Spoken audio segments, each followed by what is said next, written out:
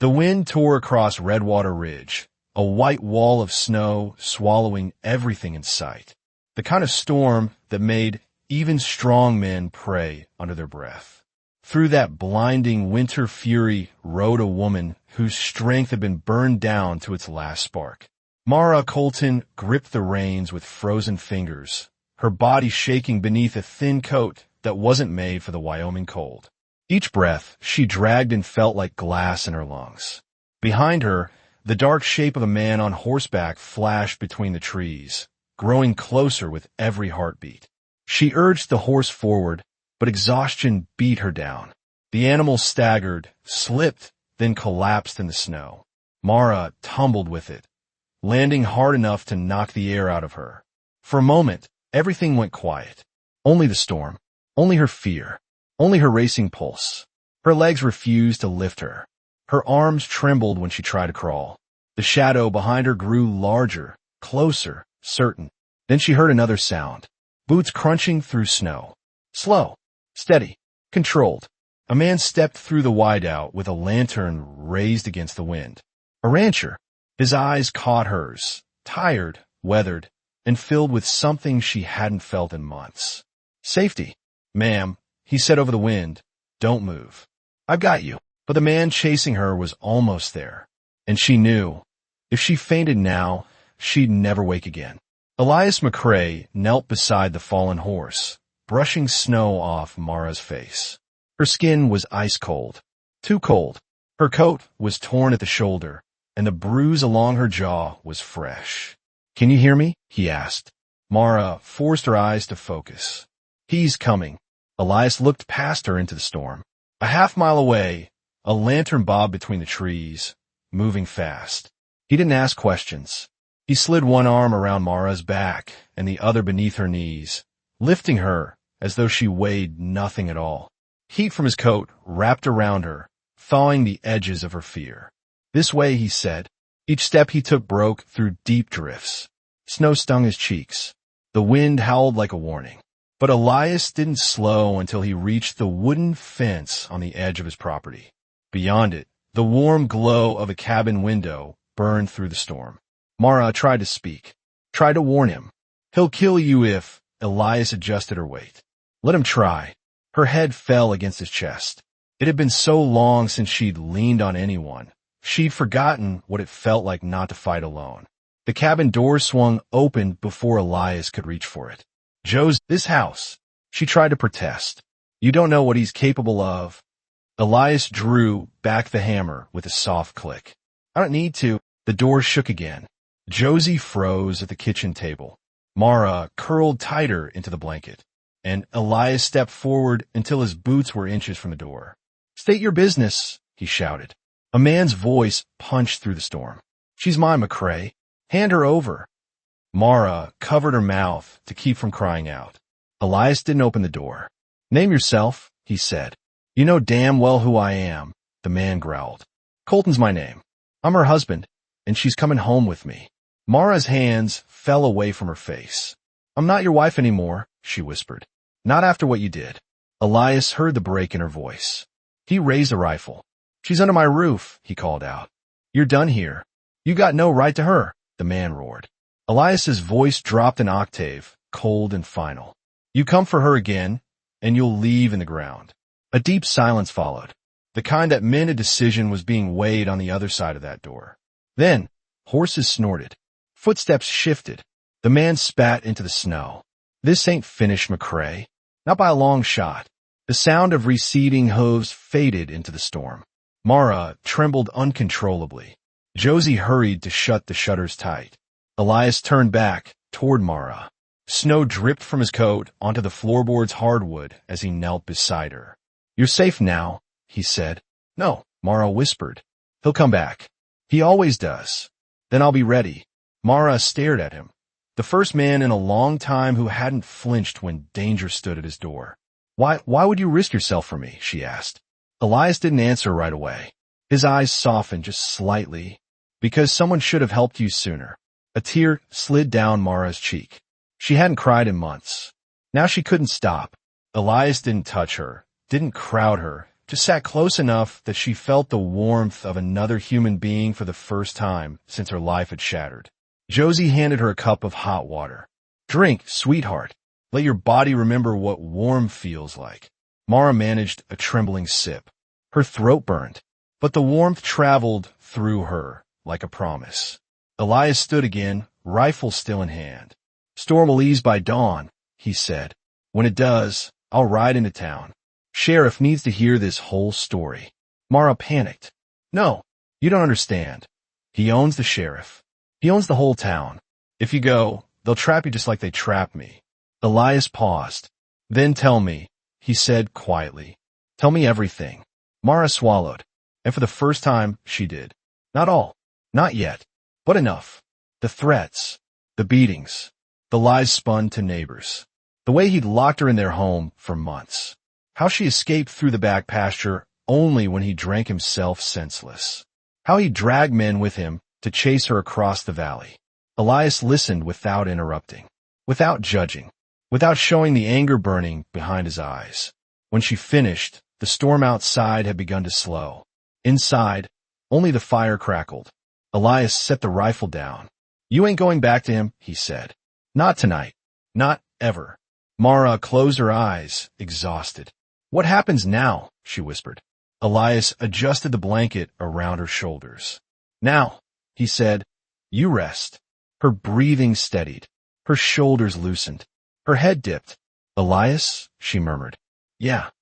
Thank you." Her voice faded as sleep finally claimed her. Elias stood guard beside the fire, watching the snow settle against the windows. He didn't know everything about Mara Colton yet, but he knew one thing. Whoever tried to hurt her again would have to go through him first. And that fight, he would not lose. The storm had eased by dawn, leaving a pale gray sky stretched over Redwater Ridge. Snow sat heavy on the pines behind the cabin. The world looked quiet, almost peaceful, if you didn't know what waited in that silence. Inside the cabin, the fire burned low. Mara lay curled near it, wrapped in Josie's wool blanket, breathing slowly as she slept. Every so often she twitched, as if some memory clawed through her dreams. But for the moment, warmth held her. Elias McCrae had not slept at all. He sat by the window, rifle resting across his lap, watching the long trail that led down from the ridge. Every minute or two, he glanced toward Mara to make sure she was still breathing steady. Every time, relief softened his jaw just a little. Josie came from the kitchen with 2 tin cups of strong coffee. "You look like you've seen ghosts," she whispered. Elias took the cup. "Seen worse." Josie studied him for a moment. "You care already." He didn't answer. He didn't need to. The snow outside had kept Colton from returning during the night. But Elias knew men like him didn't give up, didn't weaken. They planned. They circled. They waited for a break. Josie nodded toward Mara. "When will you tell her about going into town?" Elias exhaled through his nose, slow. "After she wakes. She ain't gonna like it. Then she deserves honesty," Josie said. Elias stared into his coffee, watching the steam twist and fade. "She's scared of her own shadow," he murmured. "And with reason.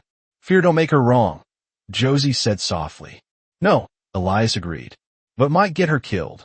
Mara woke with a slow, pain breath. For a moment, she wasn't sure where she was. The warmth, the crackling fire, the smell of coffee. It had been so long since her mornings began with anything but shouting or fists. When her eyes opened, Elias was already kneeling beside her. "You made it through the night," he said lightly. Her voice cracked. "Not because of me." Elias offered her a cup of warm water. "Drink." Mara sat up slowly. Every muscle in her back felt bruised. Her ribs ached when she breathed. But the water helped. It washed away the dryness in her throat and opened her lungs a little. Elias watched her carefully. "You need to tell me something honest," he said. She looked at him, startled. "I already told you everything." "No," he said. "You told me halfway." Mara lowered her eyes. Elias continued, gentle but firm. "A man don't chase a woman through a blizzard with hired guns unless there's something more behind the story." Her breath shook. She gripped the cup with trembling fingers. "Why does he want you back so badly?" Elias asked. "And what would he do if he got his hands on you again?" Mara shut her eyes. Then she whispered, "He said he'd kill me." The room went still. Elias nodded once. "And why?" Mara swallowed hard. "Because he thinks I know something," she said. "Something that could ruin him." Elias felt his chest tighten. "Do you?" She hesitated. "Yes." Josie crossed her arms, eyes wide. "Mara, sweetheart, what's he done?" Mara's voice was barely more than breath. "He stole land, lied to the county, cheated families out of everything they owned. And when one farmer fought back, he made it look like suicide." Elias didn't speak. Cold anger crawled up his spine. Mara continued, her eyes brimming. "I saw him do things, sign things, pay men to hurt people. He didn't know I was watching. When he found out, he locked me inside the house for weeks." She looked down at her hands. "I ran the night he passed out drunk. But he told me, if he caught me, I wouldn't live to try again." She drew in a shaky breath. "That's why he wants me back. Not because I'm his wife. Because I'm a witness." The fire popped sharply. Elias rubbed his jaw, thinking hard. "Then he won't stop," he said quietly. "He ain't done until one of you is dead." Mara nodded and began to cry. Silent tears rolled down her face. A woman full of exhaustion. A heart full of fear. Elias placed a hand on her shoulder. "You're not dying on my land," he said softly. "Not today. Not ever." Mara looked up, tears shining. Elias added, "But to keep you safe, the sheriff needs to hear all this." Mara froze. "No," she whispered. "You can't. He bribes the sheriff. He bribes everyone. You'll be walking into a trap." Elias shook his head. "I don't walk into traps. I break him apart." Mara grabbed his sleeve. "Please," she begged. "If you go, he'll follow you. He'll wait for you on the road." Mara," Elias said calmly. "I've been hunted before." She blinked. "What does that mean?" "It means I know how to stay alive. And how to keep those close to me alive, too." Her lip trembled. "But I'm not strong," she whispered. "I'm not brave. I can't fight him." Elias held her gaze. "You don't have to." Silence stretched. Only the fire breathed. Finally Mara whispered, "What do we do right now?" Elias stood. "Right now," he said, "we get you cleaned up. Federal warm. If Colton comes today, I want you strong enough to run or hide." Mara took a deep breath and nodded. Josie brought a basin of warm water and a clean cloth. As Mara washed, Josie gently checked her bruises. Purple along her arms, ribs tender to the touch, wrists raw where restraints had bitten into her skin. Elias stepped away, giving her privacy. But his jaw clenched as each injury was revealed. What kind of man does this and calls himself a husband? When Mara finished, Josie helped her into one of Elias's old shirts, soft flannel, warm, long enough to reach her knees. Mara held onto the fabric with both hands as though she feared it could disappear. "Thank you," she whispered. "You're safe here," Josie said. Mara shook her head. "For how long?" No one answered. After breakfast, Elias walked outside to split wood for the stove. Mara watched him through the window. Every swing of the axe was precise, powerful, controlled. He wasn't just a rancher. He was a man who carried storms inside him, but none of them hit her. He felt her watching. He didn't turn, but his next swing was harder. Mara's heart tugged. She whispered, "Why is he helping me when he doesn't even know me?" Josie smiled faintly. "Maybe he knows enough." Near midday, Elias saddled his horse. Mara flew to the door. "No, you can't ride into town. He'll kill you." Elias tightened the strap. "Mara, please," she cried. "You don't understand." Elias walked to her slowly. "Mara, look at me." She did. "You're not alone anymore," he said. "You don't have to carry every fear by yourself." Tears filled her eyes again. Elias continued, voice low. "But I need to hear from the sheriff what's what. I need to know if the law is bought, if the deputies will turn a blind eye, if anyone in town can be trusted." Mara shook her head violently. "You're risking your life." He touched her arm lightly. "I've lived long enough with nothing worth risking it for." Mara's breath caught. She opened her mouth too. "Speak," but a sharp whistle cut through the air. Josie rushed to the window. "Oh, dear Lord." Elias strode to the door and looked down the long, snowy trail. A single rider was approaching fast. Not Colton, not a stranger. Someone Elias recognized, Deputy Frank Tiller, a young man with a nervous jaw and a habit of glancing over his shoulder. He rode hard, leaning low, desperate. When he reached the porch, he didn't even dismount. "Elias," he gasped. "You gotta listen. Colton's down in Pine Bluff. He hired 6 men. They left an hour ago. They're heading this way." Mara pressed a hand to her mouth. "When?" Elias asked calmly. "Before sundown. Armed. More guns than I've ever seen." Elias nodded once. Frank's eyes widened as he finally noticed Mara. "That her?" he whispered. "The one he's after?" Mara backed away, terror twisting through her. Elias stepped in front of her protectively. "That's enough, Frank." Frank swallowed. "I ain't here to arrest her," he said. "I came to warn you. Sheriff tried to stop him, but Colton bought half the ridge last year. The law's got no teeth against him. Does he know she's here?" Elias asked. Frank nodded, pale. "Everybody knows." Mara's knees weakened. Elias caught her before she fell. Frank leaned close. "Elias," he whispered, "if you're staying, you'd better be ready. Men like Colton don't leave witnesses." Elias stared toward the valley, where storm clouds gathered again. "I know." Frank tugged the reins sharply. "God help you," he said, and rode off. Snow kicked up behind him. Silence swallowed the yard. Josie whispered, "Elias, what do we do?" He turned to Mara, who stared at him with terrified eyes. He touched her shoulders gently. "Mara," he said, voice steady, "listen close. Before this day is done, he'll be here." She trembled. "What happens when he comes?" Elias looked toward the trail, toward the danger coming fast. "When he comes," he said quietly, "I stand between you and him, and he won't cross me alive." But Mara heard something else in his tone, a fear he hid well, not fear for himself, fear of losing her. Again, and outside, the wind began to rise. By the time the storm finally broke, the world outside Elias Thatcher's cabin looked carved from ice and silence. 3 days of white had buried the fence posts and left the sky pale as bone. The kind of morning where sound traveled strangely and breath froze in the air before it drifted away. Inside, the cabin felt warmer than it had in years. Lena Hartley sat on the edge of Elias's bed. "Can go." Molly nodded again, smaller this time, but real. Elias grabbed his coat. "Bundle up. I'll walk slow." They stepped out into the morning, Molly wrapped in 2 of Elias's shirts layered under Lena's shawl. The cold stung when it touched skin, but there was sun, thin and watery, but sun all the same. Molly clutched Lena's fingers as they crossed to the barn. The horses stirred when Elias slid the door open. Warm breath puffed in clouds, sweet with hay and winter oats. Molly pressed against her mother.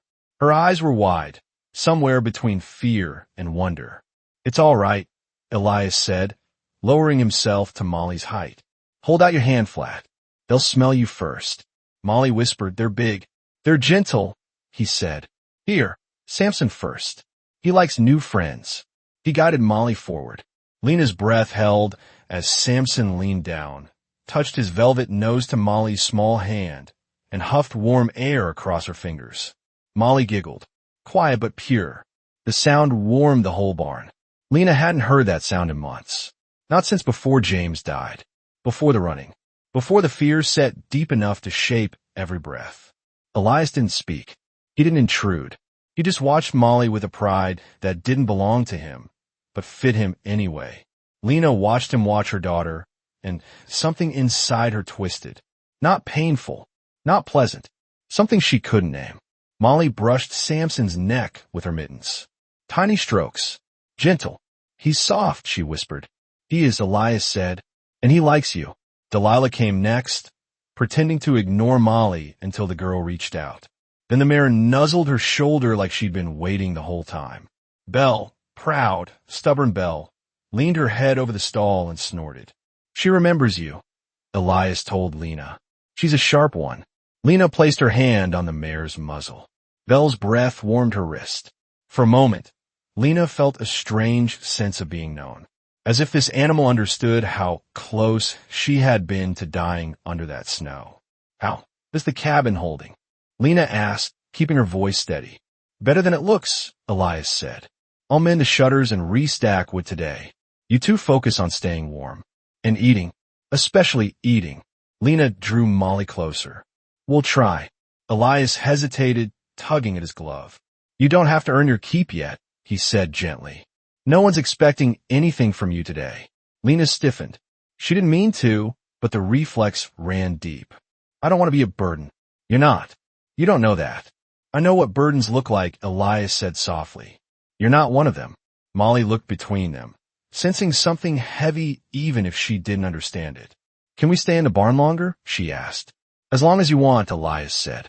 They stayed until Molly's cheeks flushed pink, and her curiosity replaced the last remnants of fear. When they returned to the cabin, Lena helped Elias peel potatoes and slice dried beef for stew. Her hands moved automatically, habit from years of doing everything alone, doing everything twice because no one else could be trusted to do it right. You don't have to, Elias said when she reached for the pan. But I want to. He nodded once, as if that meant something. It did. By afternoon, Elias had fixed the shutter, res-tacked the woodpile, and chopped enough firewood to feed the stove for 3 days. Lena kept the cabin tidy, washed their few dishes, and showed Molly how to warm her hands by the stove without getting too close. No one said it out loud, but the day felt almost normal. A fragile normal. A borrowed normal. A normal that could shatter at the slightest sound. But normal all the same.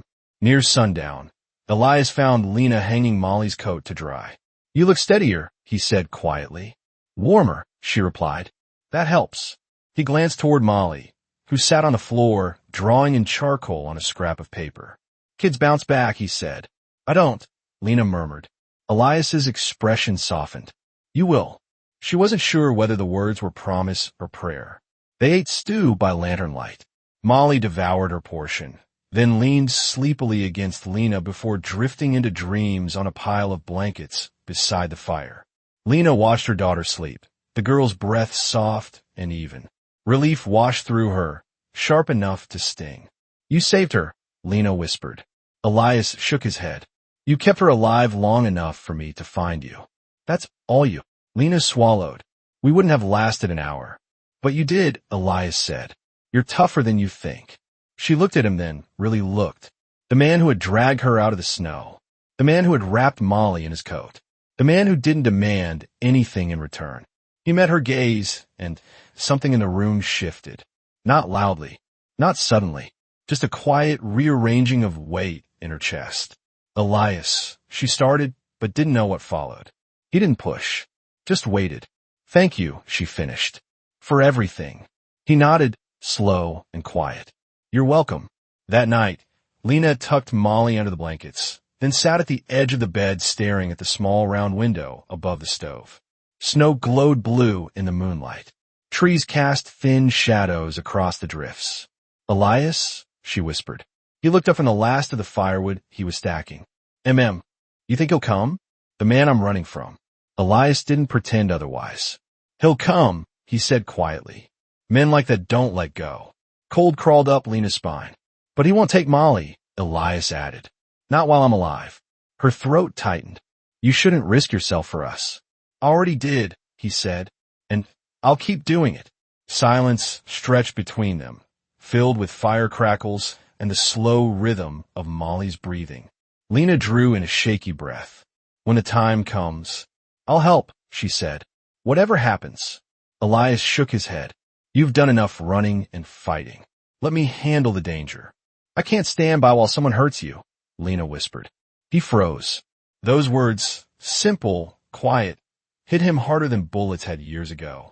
He set the wood aside and crossed the room, stopping just close enough that she felt his warmth, but not close enough to scare her. I'll hold that, he murmured. Carefully. Lena lowered her eyes, suddenly shy. Molly shifted in her sleep, the noise breaking the moment gently rather than shattering it. Elias stepped back. Get some rest, he said. You too. Lena laid down beside Molly, letting her daughter curl in her side. The child sighed in her sleep, safe for the first time in weeks. Lena stared up at the ceiling beams, listening to Elias bank the fire and move around the cabin. She felt something. Hope, fear, warmth, confusion. A pull she didn't trust, frightening at once. Was this, I don't know what tomorrow brings, but I don't want to face it without him.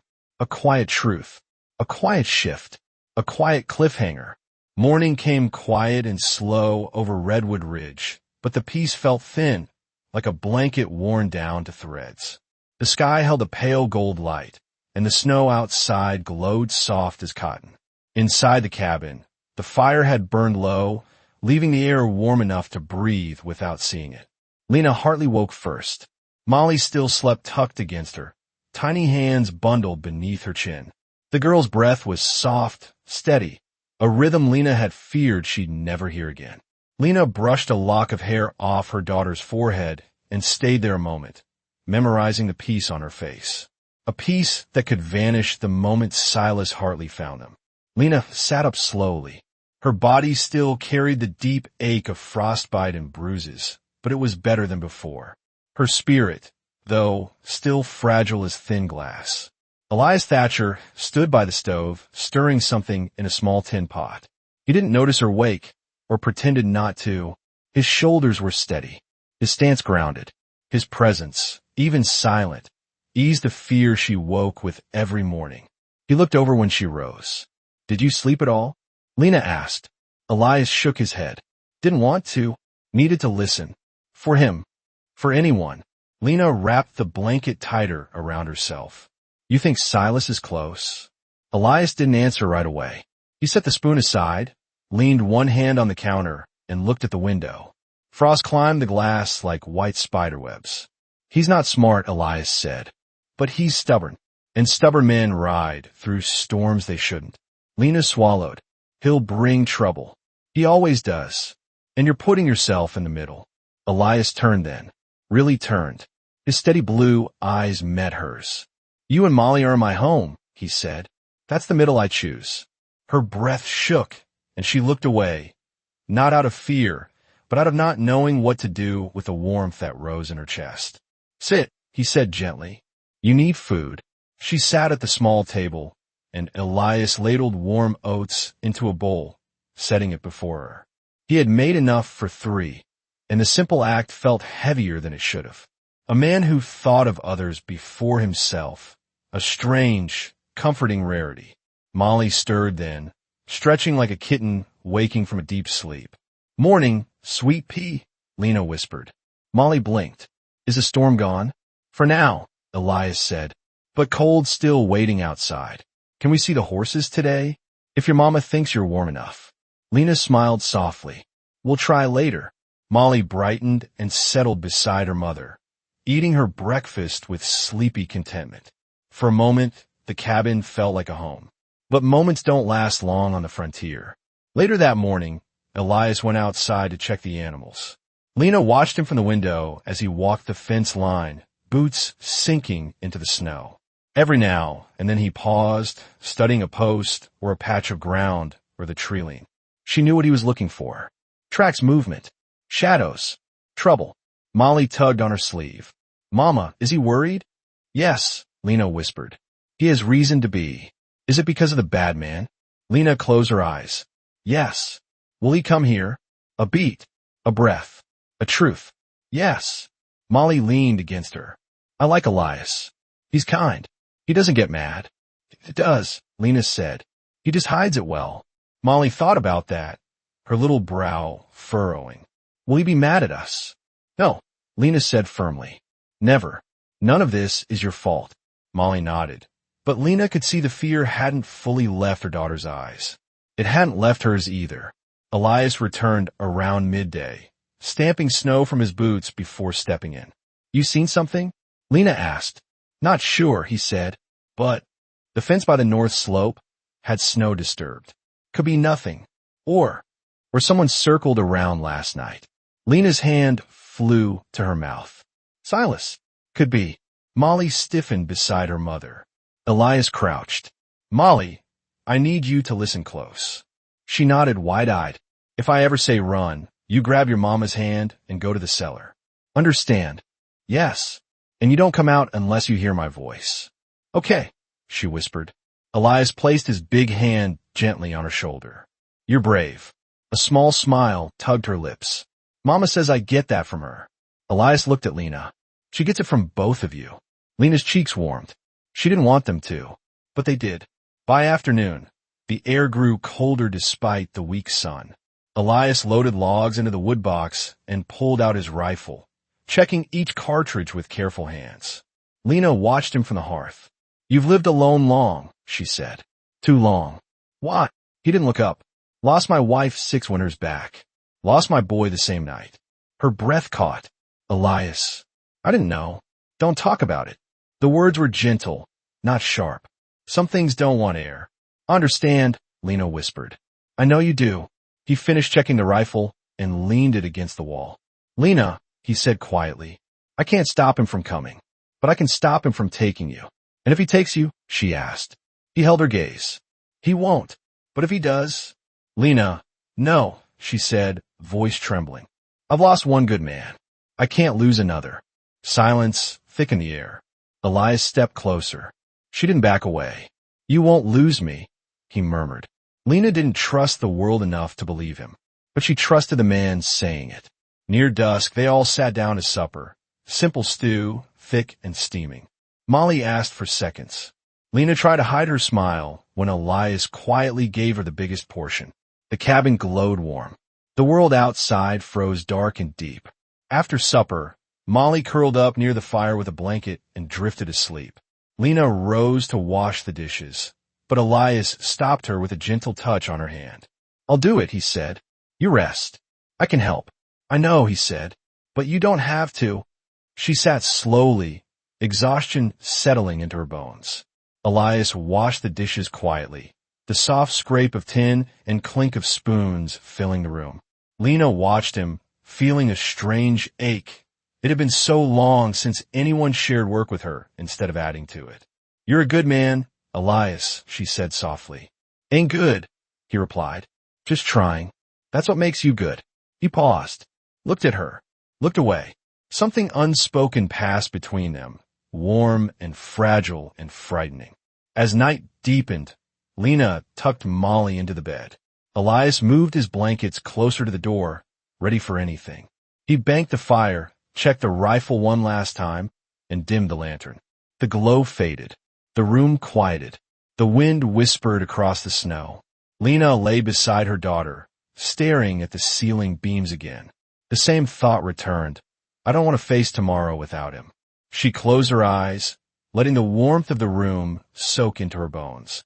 And just before sleep took her, she whispered into the quiet cabin, Please save my daughter. Not to Elias, not to God, not even to herself, but to whatever tomorrow was shaping into, a battle she was no longer fighting alone. In the deep quiet of the night, Elias shifted on his blankets.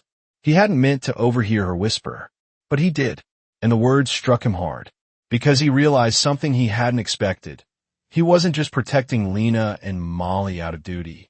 He was protecting them because he wanted to, because their safety felt like something he needed as badly as breath.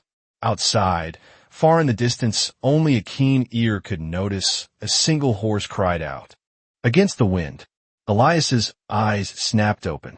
He sat up slow, listened deeper, and though the sound faded, he knew what it meant. Someone was out there. But tonight, he let Lena sleep in peace. Tomorrow would be soon enough. Night settled over Redwood Ridge like a heavy blanket, thick and unmoving. The fire had burned low. The cold pressed against the cabin walls. And Elias Thatcher hadn't slept a single minute. He sat on the edge of his blankets near the door, rifle across his lap, eyes fixed on the window where frost crept up the glass like white ivy. Every few breaths, he glanced toward the bed where Lena and Molly slept curled against each other. Lena's arm draped protectively over her daughter, the way only a woman who had known real fear could hold. Elias tightened his grip on the rifle. That image, the two of them safe, breathing, alive, was something he didn't know he needed until he nearly lost it. A soft wind brushed against the door. A faint sound of hooves echoed down the ridge. Elias didn't move, didn't blink. He only listened. The sound faded after a minute, but it had been there. He leaned his head back against the cabin wall, breath slow, steady, controlled. He knew what it meant. Silas Hartley had found their trail, and he was circling the ridge. At first light, Lena woke to quiet. No wind, no storm, no birds. That alone unsettled her. Molly was still asleep, her small face tucked beneath Lena's chin. Lena gently shifted her daughter's hair aside and kissed her forehead. She sat up carefully, her bruised ribs twinging, and wrapped a shawl around her shoulders. Elias stood near the stove, pouring hot water into tin cups. "Morning," he said softly. "You didn't sleep?" Lena murmured. "No reason to." She stepped closer. "Because you heard something." Elias didn't deny it. "Riders," he said. "One of them, heavy in the saddle. Could be anyone, but I don't think it was anyone." Lena swallowed. Her heartbeat turned unsteady. "Silas." "Most likely." A cold shiver ran down her back. Molly stirred behind them. "Mama." Lena turned quickly. "I'm here, sweet pea." Elias watched the two of them with something pained in his eyes before clearing his throat. "We'll eat early and stay close today," he said. "If trouble comes, I want you ready." Lena nodded, but her hands trembled as she pulled Molly into her arms. "Elias," she whispered when Molly went to the table. "I can't handle him again. I barely survived the last time. You won't do it alone this time." She stared at him, the weight of those words sinking deep. "Why?" she whispered. "Why risk your life for us?" Elias looked toward the window, the world outside gray and cold. Then he looked back at her. "Because a man who can walk past a woman begging for help ain't a man worth calling one." Lena didn't know whether to cry or thank him or throw her arms around him, but she did none of those things. She only whispered, "Thank you." He nodded once, and that was enough. By midday, the tension in the air grew thicker. Even Molly noticed. "Why is it so quiet outside?" she asked. "Storm's done," Elias said, setting logs on the stove. "Animals hide after storms." But Lena saw through him. She watched his shoulders, how they stayed tight. She watched his eyes, how they never drifted from the windows. She watched his hands, how they always stayed near the rifle. Molly crawled into her mother's lap. "Mama, is the bad man close?" Lena didn't lie. "Yes, baby." Molly trembled. Elias knelt beside them. "Molly," he said softly, "I need you to listen." She nodded with big, fearful eyes. "If anything happens, you go to that cellar and wait for your mama." "Without her," Molly whispered. "No," he said. "She'll be right behind you. But I need to be quick and quiet. Can you do that?" Molly swallowed. "Yes." "Good girl," he said, brushing a hand over her hair. "You're brave." The child took a shaky breath, as if those words were enough to keep her stitched. Together. Afternoon came with a visitor. Not Silas, but trouble all the same. Snow crunched outside as someone rode up hard and fast. Elias grabbed his rifle. He moved to the door with the quiet steps of a man who had done this before. He eased it open a crack and saw Deputy Aaron Briggs sitting stiff on his horse. The law in Redwood Ridge. A young man with a tired face and a badge he didn't look proud of anymore. "Elias," the deputy said urgently. "I need a word." Elias stepped outside, shutting the cabin door behind him. "What's this about?" he asked. Aaron glanced over his shoulder like he was afraid of being followed. "It's Silas," he said. "He's in Pine Bluff. He's rounding up riders. 6 men, maybe more." "I know. He's coming for the girl," Aaron said. "He's telling folks you kidnapped her. Telling the law she's his wife." Elias's jaw tightened. "She ain't his wife anymore. And she damn sure ain't safe with him." "I know that," Aaron said. "But Silas owns the judge, owns half the deputies, and he's mean enough to try taking her even if it kills everyone involved." Elias looked him straight in the eye. "Then what are you doing here?" Aaron swallowed. "Warning you." "What?" Aaron looked ashamed. "Because my daddy told me once a badge ain't worth a medal if you can't sleep at night. And I ain't slept since the day Silas bought us all." Elias nodded once, quietly. Aaron leaned in. "You need to leave the ridge. Tonight." "I'm not running." "You stay, and Silas will burn your cabin to the ground." "He tries," Elias said low, "and I'll put him in it." Aaron flinched. He knew Elias wasn't talking big. He was stating fact. "I'll do what I can," the deputy whispered. "But you're on your own." He tugged the reins, turned his horse, and rode off. Elias watched him disappear into the trees. Then he opened the cabin door. Lena stood there, pale as the snow. "You heard," Elias said quietly. She nodded. She could barely breathe. "Elias, we can't stay here." He set the rifle down. "We can't leave either." "Why?" "Because if we run, he catches us in the open. Here, I could defend the ground. I know this ridge. He doesn't." Lena's legs weakened. She steadied herself against the table. "So what do we do?" she whispered. Elias answered with quiet certainty. "We prepare." The rest of the afternoon became a blur of fear and planning. Elias boarded the windows. Lena packed food in his sacks. Molly gathered her small things, even though she didn't know where they would go. Elias checked the rifles once, twice, 3 times. He moved with the calm of a man preparing for something he hoped he could stop, but knew he might not. At dusk, Lena stood at the window, watching the sky turn orange and purple over the snow. "Elias?" she whispered. He paused. "Yes." She turned slowly, twisting her hands together nervously. "I know what you're risking. For me. For Molly. It ain't risk if it's the right thing. You could have turned us away that first night," she whispered. "Anyone else would have. Then anyone else would have to live with themselves after," Elias said. "I wouldn't." Lena's breath caught. "You don't know what losing my daughter would do to me," she whispered. Elias stepped closer, close enough that she could feel his warmth, close enough she could see the fear hidden deep in his eyes. "I do," he said, "because losing mine near killed me." Lena's throat tightened. Her eyes burned with tears she fought to hold back. "And I'll be damned," Elias said, voice thickening, "if another child dies on my land." Lena raised her trembling hand, hesitant, unsure, and touched Elias's cheek. He closed his eyes. "Just once. Just for a breath." Then he stepped back. "We wait for nightfall," he murmured. "He'll likely come then." Lena nodded, wiping her eyes. Behind them, Molly slept curled on a blanket near the fire. Her small hand rested near her face. She looked peaceful, safe, loved, something Lena hadn't thought possible days ago. Elias looked at her too. Something fierce and protective tightened his jaw. "We'll keep her safe," he whispered. Lena nodded, but fear crawled up her spine anyway, because in her heart, she knew Silas wouldn't come quietly. A long, painful quiet fell over the cabin. Elias took first watch by the door. Lena sat beside Molly, brushing soft hair from her daughter's forehead. The fire roared quietly, filling the room with orange glow. Hours passed. Then a sound. Soft, distant, but real. Elias straightened. He motioned for Lena to stay quiet. He stepped to the window, lifted the corner of the blanket covering the glass, and peered into the night. Lena watched him. His shoulders tensed. His breath changed, and she knew he saw something. "Elias?" Lena whispered, voice barely sound. He didn't turn around. He stared out into the darkness, jaw tightening, rifle rising slowly into his hands. And he said in a low, cold voice, "Lena, wake Molly."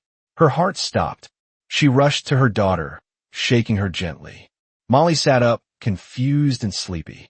"What's happening?" she whispered. Lena picked her up and held her tight. Elias stepped back from the window. His face said everything. "They're here." The words hit the cabin like lightning. Lena froze. Molly trembled. Elias lifted his rifle. Outside, through the thin crack of window, 3 lanterns appeared at the edge of the trees, then a 4th, then a 5th, then a 6th, all of them moving toward the cabin. Steady, silent, certain. Silas Hartley had come. With men. With guns. With the kind of hatred Lena had feared since the day she escaped. Elias lowered his rifle and exhaled once, slow and controlled. "Stay behind me," he murmured. Lena clutched Molly close. The lanterns drew nearer, closer, brighter. And the last thought Lena had before the night exploded into danger was this: if he dies because of us, I'll never forgive myself. The lanterns outside the cabin glowed like floating embers in the dark. 6 men, maybe more in the shadows. Their boots crunched slow, steady, deliberate.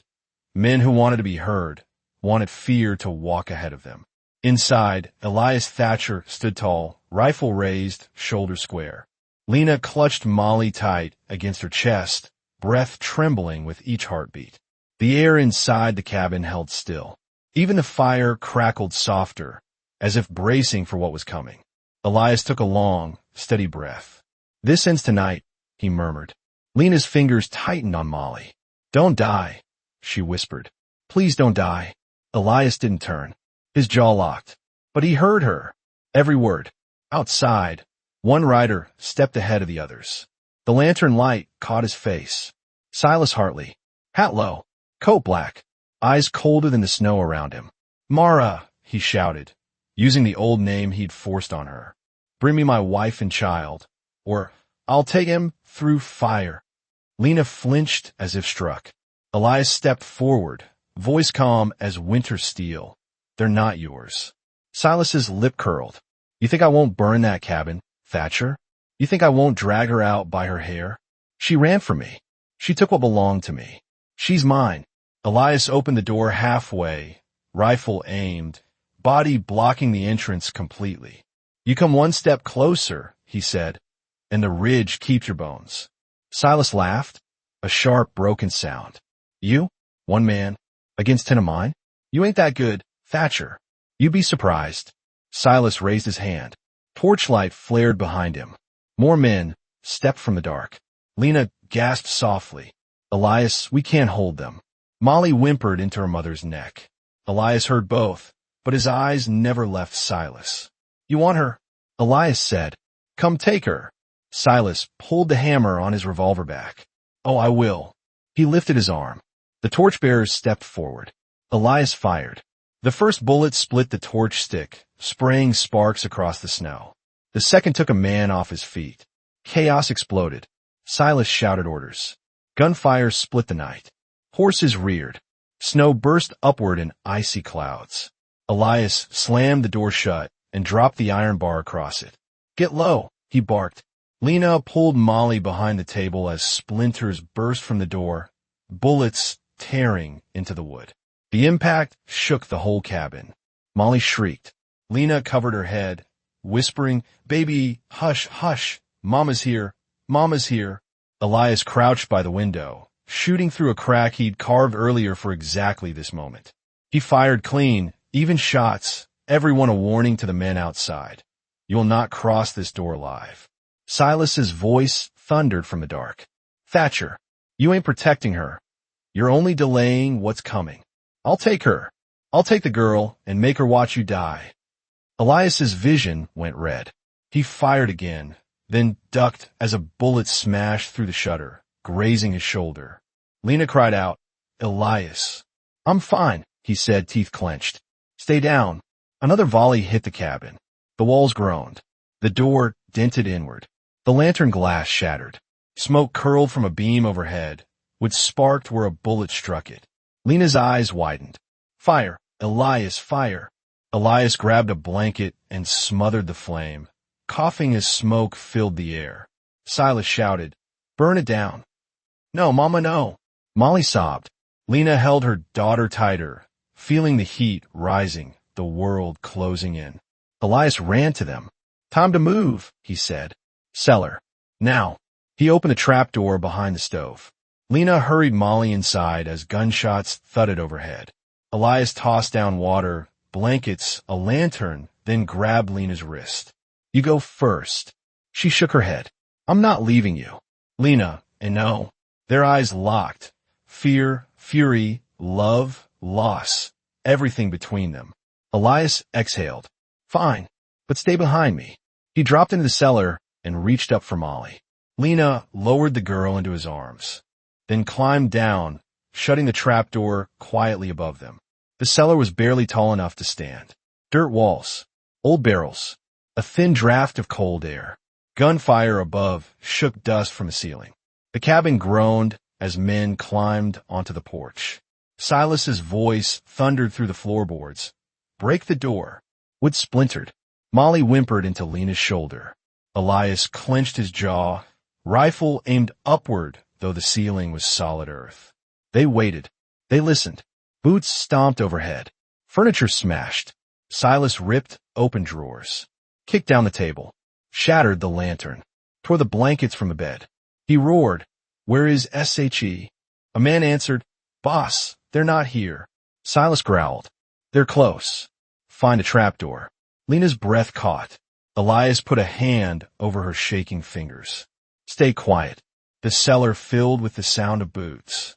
And then silence. A long, heavy silence. Then Silas's voice, low, deadly. "Burn it." Lena's heart stopped. "No," she whispered. Elias grabbed her shoulders. "Don't move." Fire crackled above them. Flames licked the floorboards. Heat seeped into the earth. Molly cried, "Mama, I'm scared." Lena held her tight, whispering fast prayers. Elias scanned the cellar in the dim lantern light, eyes searching, calculating. Then he saw it, a weak spot in the dirt. An old drainage tunnel, small, narrow, half collapsed, but big enough for Molly. "Over here," he said. "There's a way out." Lena stared. "Elias, you first. I'll lift you and Molly in." "No," she whispered. "If anyone stays behind, I'm not dying tonight." Flames roared above, floorboards glowing orange. Elias grabbed Molly and boosted her into the narrow tunnel. Lena climbed next, scrambling into the cold earth. Then she reached back down. "Elias, your hand." He grabbed hers, pulling himself up. The floor above collapsed with a crack like lightning.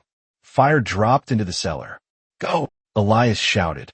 They crawled through the tunnel, dirt scraping their elbows, smoke filling their lungs, flames roaring behind them. Molly sobbed as ash rained from the ceiling. Lena choked, coughing, crawling, dragging her daughter. Elias pushed them forward with every ounce of strength left. The tunnel ended at a frozen slope. Elias kicked through the snow from below, breaking into the open air. Cold wind hit them like salvation. He shoved Molly out first, then dragged Lena into the night. The cabin behind them burned like a beacon on the ridge, flames reaching into the sky. Silas's men stood in shock, scattered around the yard. "There!" Silas screamed. He pointed directly at them. Elias lifted Molly into his arms and grabbed Lena's hand. "Run!" They bolted into the trees, snow flying beneath their feet. Gunshots cracked behind them. Bullets tore through branches. The forest swallowed them whole. But Silas followed. He always followed. They ran until Molly sobbed for breath. They ran until Lena stumbled. They ran until Elias's injured shoulder bled through his coat. The world narrowed to darkness and fear and survival. Then voices. Lights. A shout through the trees. "Hold your fire. It's Thatcher. Bring the lantern here." Deputy Aaron Briggs stepped into the clearing with 4 ranchers, Elias's neighbors, armed and furious. "What the hell happened?" Briggs shouted. Elias panted Silas. "He burned the cabin."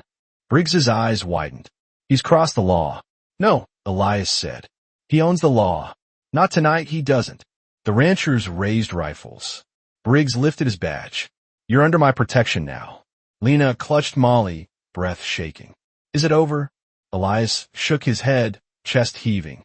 "No," he said, "but the end starts now." Briggs looked at him. "You ready to testify?" Elias squeezed Lena's hand. "I'm ready to finish it."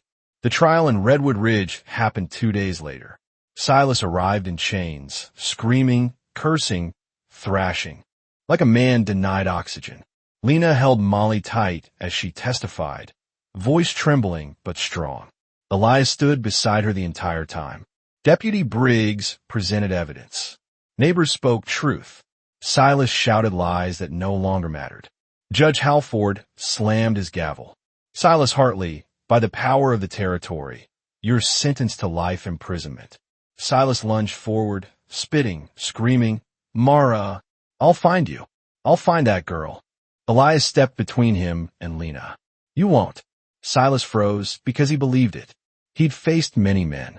None like Elias. The courtroom went silent. Silas was dragged away, chains echoing down the hall.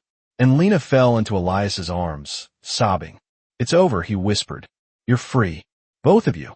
She clutched his shirt, shaking. "We have no home." "You do now," he said gently. Lena looked up slowly. Elias's face softened.